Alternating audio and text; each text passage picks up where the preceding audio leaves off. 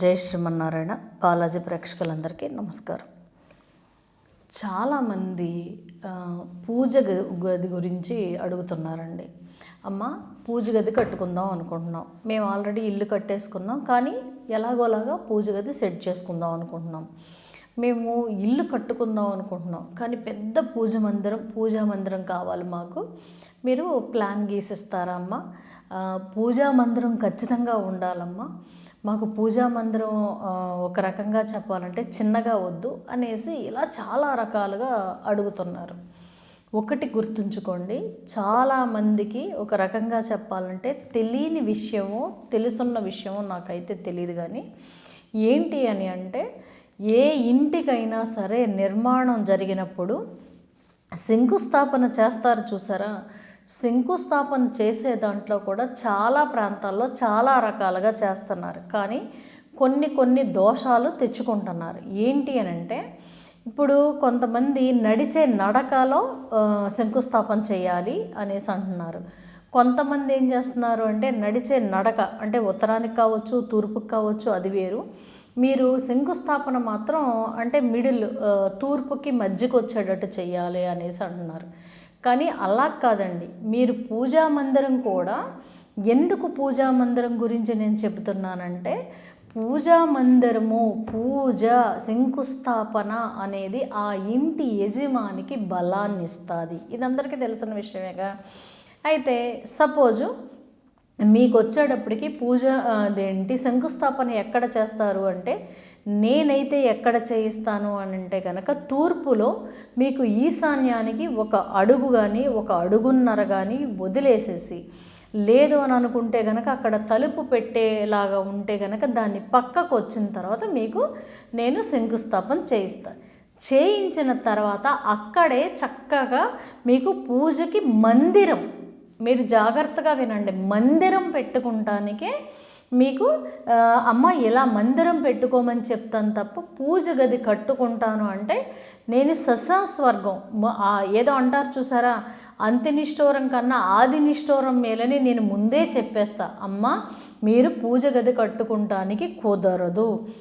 ఎందుకని అంటే, ఏ ఇంట్లోనైనా సరే మ్యాక్సిమం పూజ గది నిర్మాణం అనేది చెయ్యకూడదండి. ఎందుకని అంటే, మీరు తూర్పులోంచి లోనకు వస్తున్నారనుకోండి, అక్కడ మీరు గనక మందిరం గనక అంటే గది కింద కట్టారనుకోండి, అప్పుడు ఏమవుతుంది అని అంటే, ఆగ్నేయకి వచ్చేటప్పటికి వంటగది అవుతుంది, ఇక్కడ ఈశాన్యంలో బరువు ఎక్కువైపోద్ది.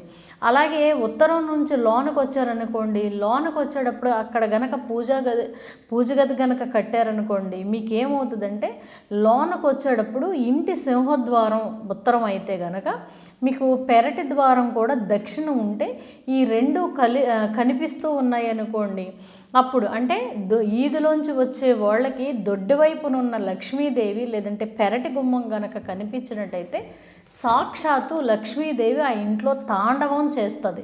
అలాంటప్పుడు మీరు పూజా మందిరం కాదు పూజ గది కట్టేశారనుకోండి, అప్పుడు ఏమవుతుంది, అడ్డుగోడ కడతారు కాబట్టి అటు నుంచి వచ్చే ధనాకర్షణ శక్తి మీకేమవుతుందంటే ఇక్కడ గోడకు తగిలి ఆగిపోయి ఆ ఇంటి యజమాని ఇబ్బందుల్లోకి వెళ్తారు. అందుగురించే నేను గనక ఎవరికైనా వాస్తు ప్లాన్ గనక చేసినా, లేకపోతే వాస్తు నిర్మాణంలో ఉన్నప్పుడు నేను చూస్తానికి వెళ్ళినా, పూజా మందిరం గురించి పెట్టుకోండి, కానీ పూజ గది మాత్రం పెట్టొద్దమ్మా. అది కూడా ఎక్కడ పెట్టాలి అంటే, మీరు శంకుస్థాపన ఎక్కడైతే చేస్తున్నారో అక్కడే మీరు పూజా మందిరాన్ని తెచ్చుకుని పెట్టుకోండి, లేదా ఒక అలమర కింద మీకు కావలిస్తే గనక కట్టుకుని దాన్ని చక్కగా మీరు నీట్గా చెక్కతోటి కానీ దేనితోటైనా అంటే చెక్కతోటి కానీ వుడ్డుతోటి కానీ డెకరేషన్ కింద చక్కగా కట్టుకోండి. అంతేగాని పాలరాయితులు తర్వాత మీకు టైల్స్ మళ్ళీ అంటించేసి బరువుని తెచ్చేయకూడదు. ఎప్పుడూ కూడా ఈశాన్యంలో ఇంటి యజమాని నైరుతిలో కూర్చొని ఈశాన్యం వైపు గనక చూస్తూ ఉంటే హాయిగా ప్రశాంతంగా సంతోషంగా ఉంది, ఎంత ప్లజెంట్గా కనిపిస్తుంది ఈశాన్యం అనేటట్టు గనక ఉంటే ఆ ఇంటి యజమాని ఎక్కడికి వెళ్ళినా విజయమే. ఎప్పుడైతే మనం అటు పక్కన నైరుతి నుంచి చూస్తూ ఉంటే ఆ పక్కంతా మీకు అంటే గదులు కట్టేసేసి పెద్ద పెద్ద సోఫా సెట్లు వేసేసి శుభ్రంగా బిగించేసి ఉన్నారనుకోండి, ఆ ఇంటి యజమాని ఎప్పుడూ ఏదో ఒక రకమైన కష్టం, ఏదో ఒక రకమైన సమస్యతోటి ఇంటికి వచ్చి తల పట్టుకుని కూర్చుని భార్య ముందు ఏడుస్తామో, అంటే మగవాళ్ళు కొంచెం కొంతమంది గమ్మున ఏడవరు కదండి, ఏడవకుండా తల పట్టుకుని ఈ సమస్య ఎలా తీరుతుందనేసి, ఈ చిక్కులోంచి నేను ఎలా వస్తాననేసి సతమతం అవుతూనే ఉంటారు.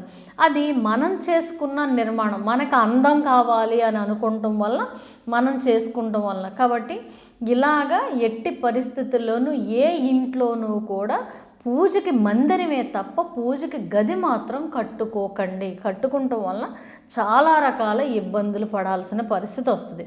అలాగే నెక్స్ట్ మీకు టీవీ గురించి ఒకటి చెప్పాలి, సోఫా సెట్లు ఎటు వేసుకోవాలన్నది చెప్పాలి. ఈ రెండు మీకు నేను నెక్స్ట్ వచ్చే వీడియోలో నేను తెలియచేస్తాను. వాస్తు అనేదండి ఒక రకంగా చెప్పాలంటే వాస్తు పురుషుణ్ణి మనం ఏ రకంగా ఆరాధించి ఆయనకి ఎక్కడెక్కడ వస్తువులు పెట్టాలో అవి పెట్టడం వల్ల ఆయన సుఖంగా ఉండి మనల్ని సుఖంగా ఉండేటట్టుగా చేయటం అనేది ఉంటుంది. అది ఏంటనేది మీకు నేను నెక్స్ట్ వీడియోలో తెలియజేస్తాను. ప్రతి ఒక్కళ్ళ ఇంట్లోనూ కూడా భగవంతుడి ఆరాధన జరగాలి.